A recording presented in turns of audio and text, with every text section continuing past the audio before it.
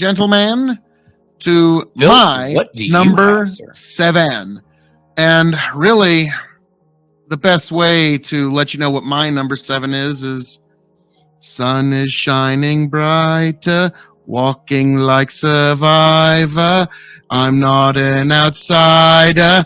I'm a Peaky Blinder. Yes, fucking Peaky Blinders, the Netflix series. Probably one of the few Netflix series that's actually going to make it onto this particular pick is Cillian Murphy's career-defining role as Tommy Shelby, the head of the Peaky Blinders.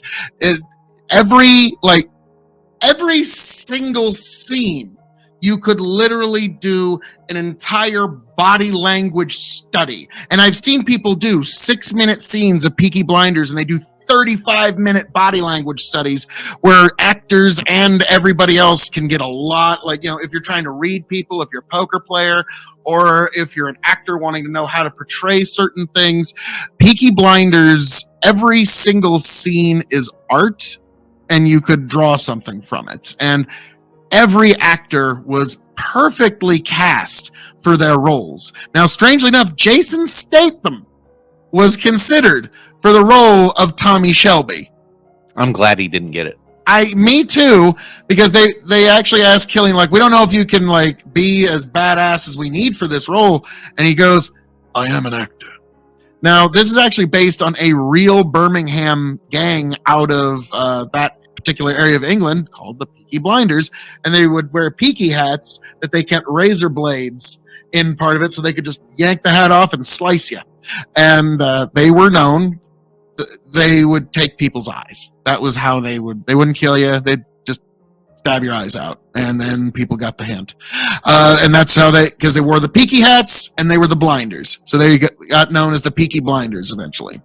And so the first season is close-ish to actual historical documentation, but by the third season, it's its own show. It's its own story. It's still amazing. And the ending of the show is even perfect.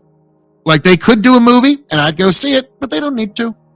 So it's one of the very few shows where you can say every episode from start to finish is perfect. And that's Peaky Blinders. Have either of you gotten into this show at all? I have not. I've only watched the first season, which was really good. And I've been meaning to come back and watch more of it because I fucking loved it. The first season, I was like, fuck yeah. But it's one of those ones that I know my wife will love it too. And so we both have to go through it, which is a journey in life in itself. So someday, maybe. Yep. She's you fall in love with the Shelby family, then you fall out of love, then you fall back in love with it. Those are the best ones. But I do recommend that. It is, like I said, this is what knocked off X-Files.